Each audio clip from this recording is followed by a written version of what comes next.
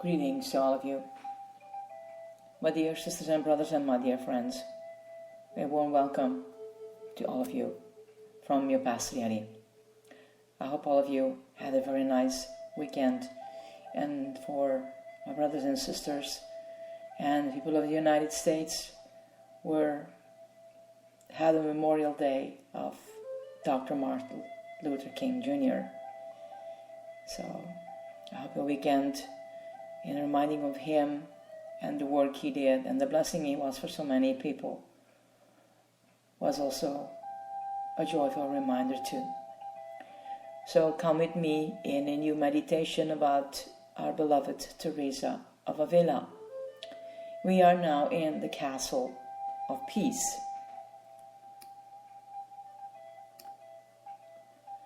Outside this castle, neither security nor peace will be found. The soul should avoid going about the strange houses, since its own is so filled with blessings. Teresa prayed for souls returning to the castle, that they not be deceived by a false sense of peace and security in the material benefits of the world. She asked for these souls to be enlightened, so that they would not give up what they had begun, but would continue to know that good lay within. She noted that as we walk the spiritual path, our lives continue as before, bringing daily blessings and trials. What matters is how we respond to the circumstances placed before us. There are many kinds of peace, and just as many opportunities to experience its absence. For Teresa, the attitude of lack was perhaps the most basic example of this absence of peace. She would chide her nuns for their lack of trust when it came to having food, money, or clothing supplied. She would also teach them, however, that to go without these things for a short time was not something to become disturbed about. She did not adhere to a life of asceticism, but she believed in the benefit of self-control, so as not to become a slave to the desire of the body. We should maintain our peace, she said, whether we are experiencing abundance or lack. Teresa believed that regardless of our financial status, we all have responsibility not to become attached to the great power money can wield over us, rich and poor alike. By releasing this attachment, the rich can use their funds for the betterment of all our brothers and sisters, and the poor can be open to receiving the beloved's abundance in all its forms. Teresa found lives upset, such as family illness and death, personally difficult.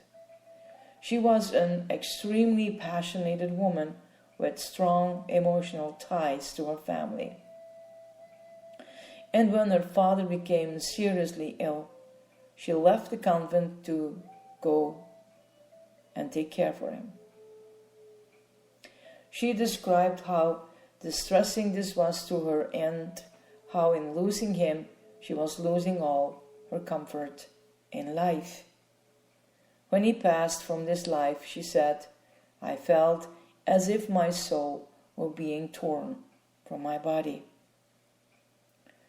It was only by surrendering her emotions to the beloved that she once more regained her inner peace. And too often we become disillusioned by believing that peace will be ours when we are intimately involved with another. We may certainly feel a calm in the presence of another, However, it will only be temporary unless we can also maintain that eternal state of being. Teresa believed that we rush here and there looking for this peace, and yet we have everything we need right here in our own homes. Through this very act of searching outside ourselves, we acknowledged that we do not have the ability to know our own peace. As we searched and do not find, we experience dissatisfaction and disappointment. Peace becomes something we elusively pursue rather than something we know to be within us. Peace I bring to you, my own peace I give to you. John 14:27. These are the words Jesus spoke to his disciples. What is this peace he brings? Asked Teresa. It is the knowledge that we, like Jesus, have an innately divine nature, and that we have the ability to see into and through our humanity. That is, we live in the world, but are not of the world. Peace belongs to us as we belong to it. It is ours to eternally abide in.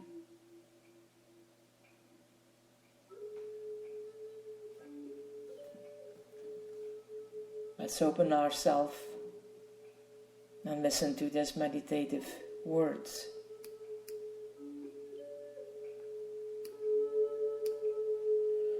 Falling within yourself, feel the deep eternal peace that is innately yours.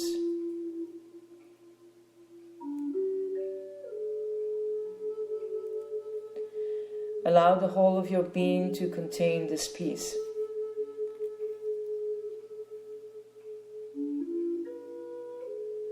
Know that it is completely yours.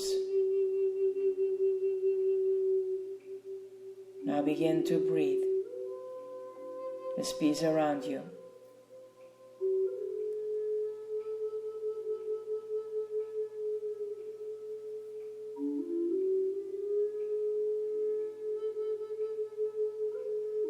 This is who you are living in the world.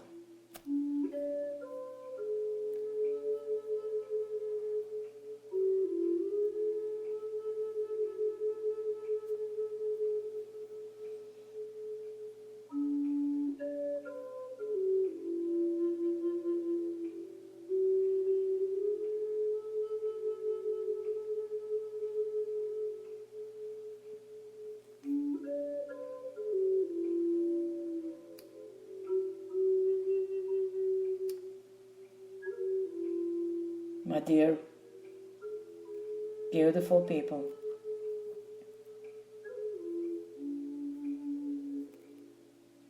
as you were listening to the words,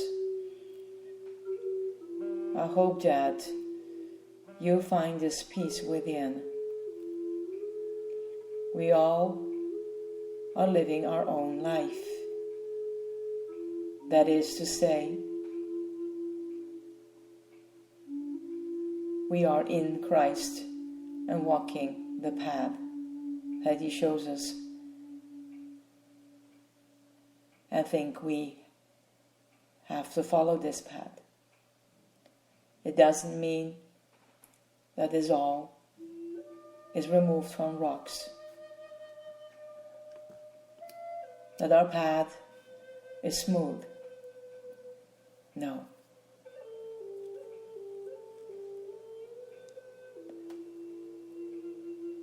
But it is very important to remind ourselves that the peace within is the peace that Christ spoke to His disciples as He's now speaking to us. My peace I give to you.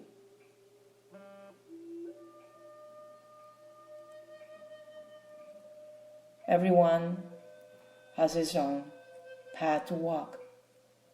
Even we go with one another, our path is still ours with Christ. The comfort and the peace He wants to give us, as well as He wants to heal us. And it is, of course, our responsibility what we do with all this. Christ never said, don't grieve, don't cry, don't laugh, don't have the joy in life, don't have a very abundant living. No.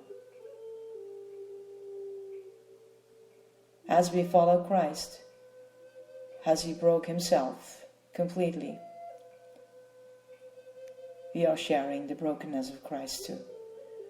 As well, we share the joyfulness and the peace and the healing and the compassion and everything that the Father gave us.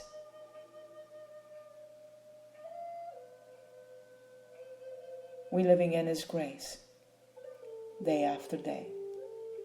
We're living in His mercy. So open yourself